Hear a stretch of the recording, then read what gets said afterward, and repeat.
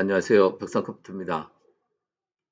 즐거운 주말 안전하게 보내시길 바라겠고요.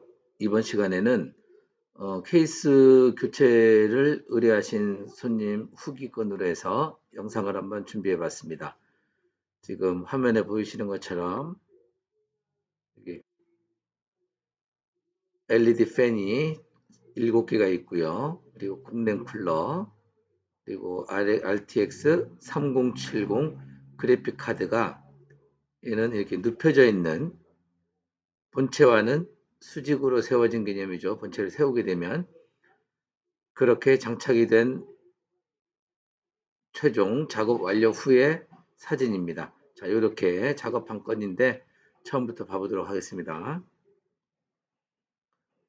자, 맨 처음에 가져오신 본체입니다. 뭐 부품은 그대로, 거의 그대로인데요. 지금 여기 메인보드가 B450입니다. B450을 B560으로 좀 저렴하게 구매를 하셨다고 해서 메인보드를 B560으로 좀 교체를 좀 같이 진행을 해달라고 하시더라고요. 그래서 부품의 그 교체가 되는 거는 메인보드 B560, 그리고 그래픽 카드가 지금 이렇게 통상적인 방법으로 케이스에 바로 직결되어 있는 그런 그래픽 카드를 이게 눕혀서 할 수 있도록 그 가이드를 이용해서 설치하는 방법, 그 방법들을 간단하게 곁들여서 설명을 드리도록 하겠습니다. 자, 그러면 이건 기존에 있는 케이스 전면 모습입니다. 사실 이 케이스도 상태도 좋고 괜찮습니다. 그런데 원하시는 부분이 있어서 진행을 하게 되는 거라, 어떻게 이제 어떤 모습으로 바뀌게 되는지 한 번씩 한번 같이 보도록 하겠습니다. 지금 부품들을 다 분해를 해냈고요. 네, 이렇게 해서 해체해낸 부품들이 이렇게 준비가 되어 있습니다.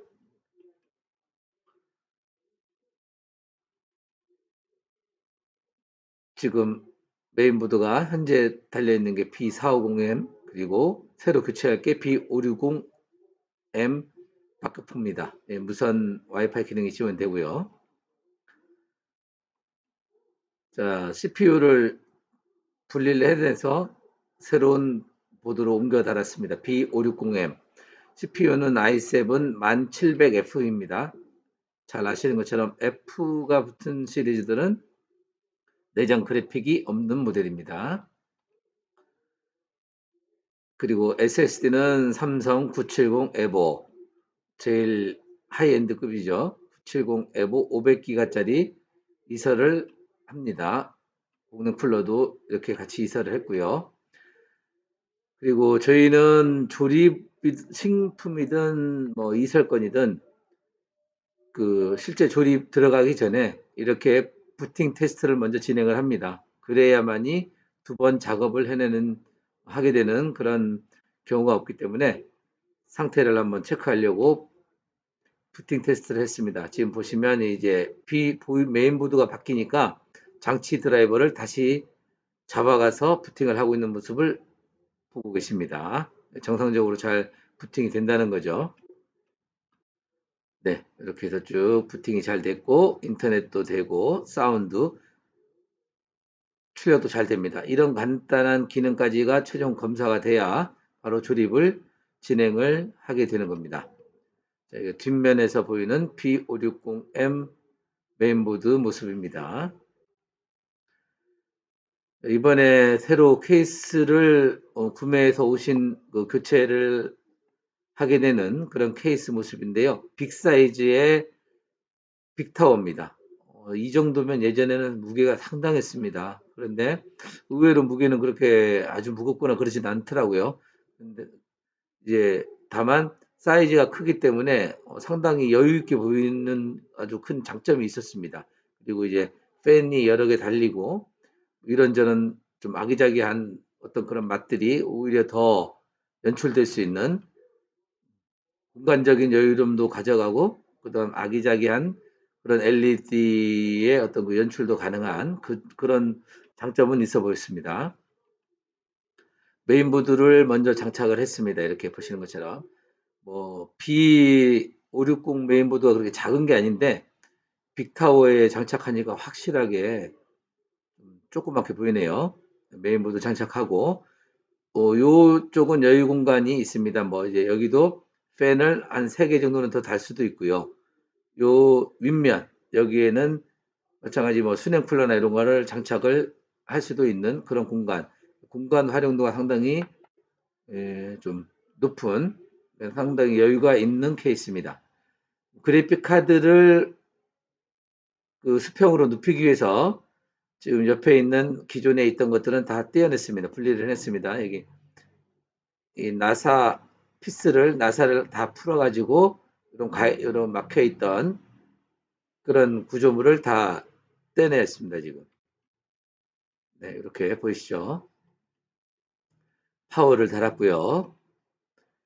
그리고 이제 각 부품들을 모두 조립을 하고 나서 선 정리를 하였습니다. 하드는 이쪽에 달리게 돼 있고요. 그리고 이제 그래픽 카드를 수평으로 이렇게 눕혔습니다.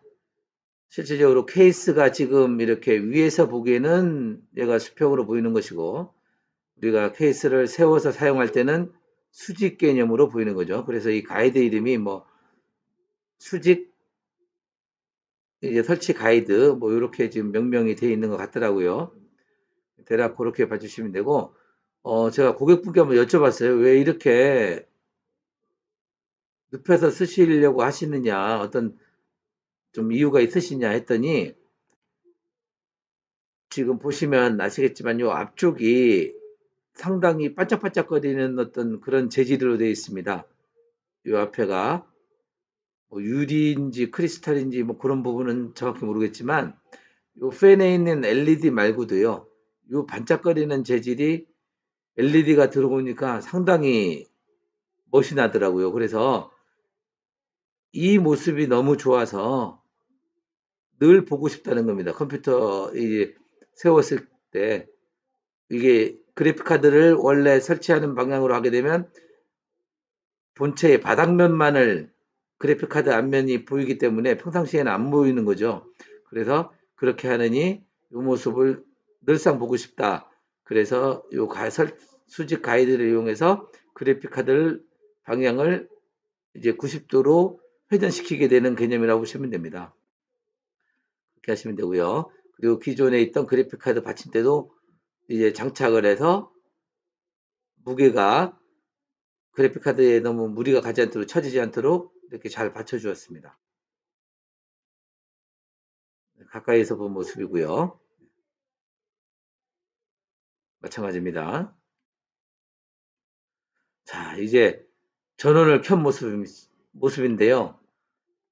제가 전원을 딱 켜고 이 모습에서 아, 이래서 투자를 하셨구나라는 그런 느낌을 바로 받았습니다.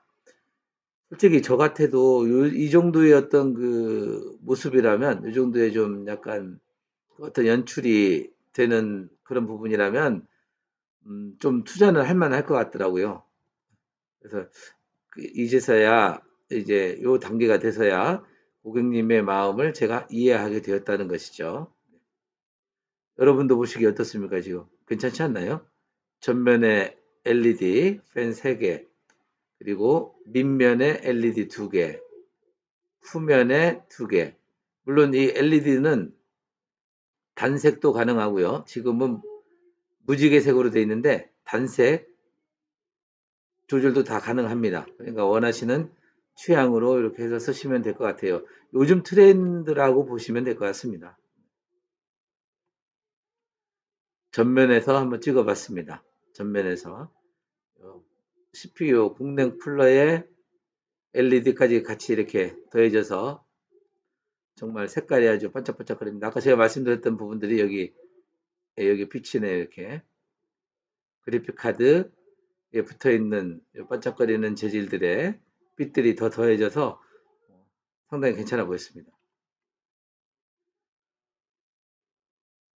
네, 이제 메인보드 바뀌고 나서 최종적으로 윈도우에 진입을 해서 테스트를 이렇게 하고 있습니다. 상당히 성능도 괜찮아 보이고요. 쓸만합니다. 뒷모습에서 보이는 사진이고요. 참 특이한 점이라고 해야 될까?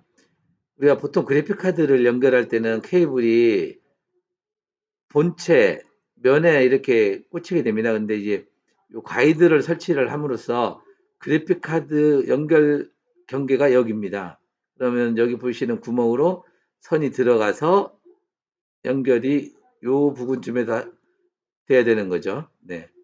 좀 낯설기도 했습니다. 이 부분이. 네. 그리고 다른 부분은 네.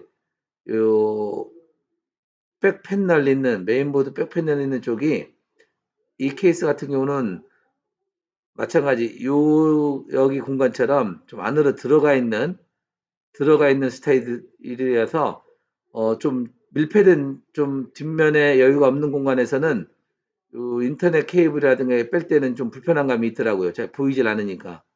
예. 그런 부분이 좀 생소한 느낌이 좀 있는 케이스였습니다. 네, 이렇게 들어가 있죠. 보이시죠?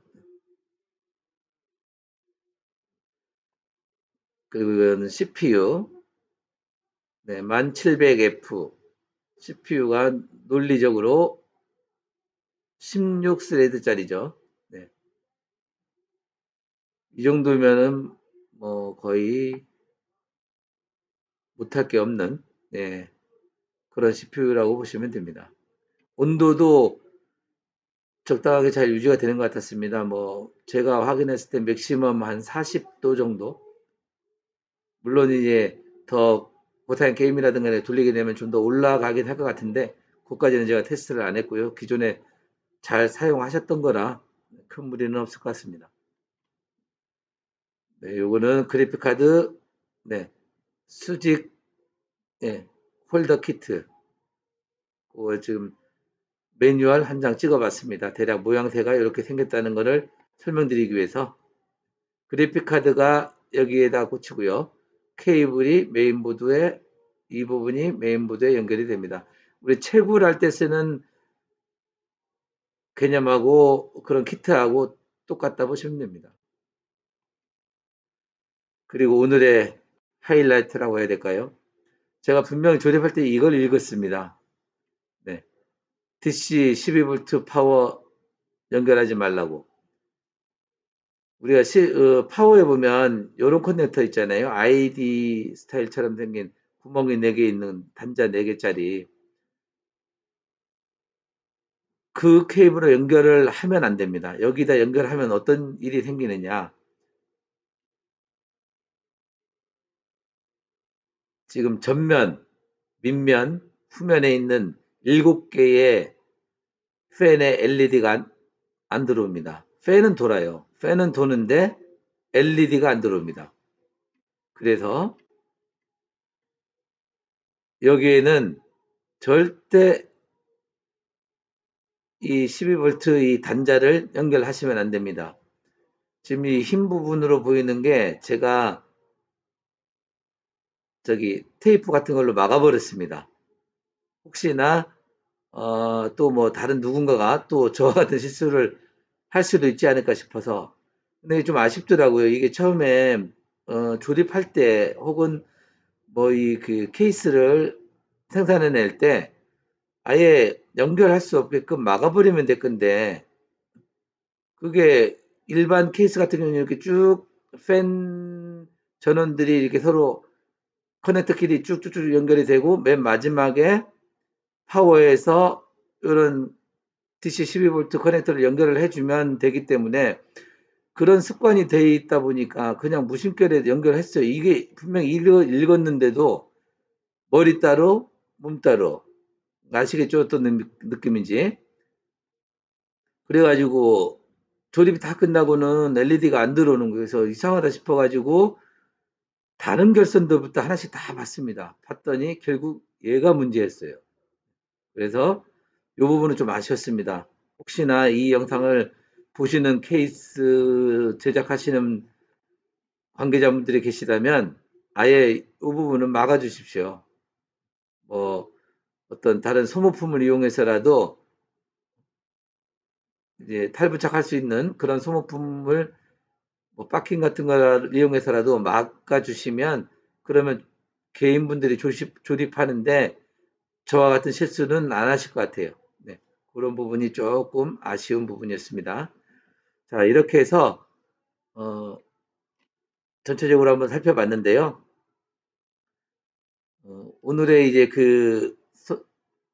조립을 이제 케이스 교체를 의뢰하신 손님의 가장 그 중요한 부분이 바로 이제 메인보드 교체 그리고 그래픽 카드 눕혀서 장착하게 되는 거.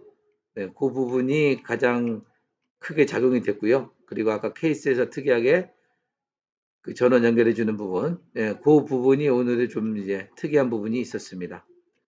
자, 이제 개인분들 중에서 이제 케이스 교체를 좀 이렇게 직접 해보시고 싶으신 분들 좀 참고하시라고 한번 만들어 봤습니다. 좀 미흡한 부분이 있다면 좀 이해를 해 주시고요.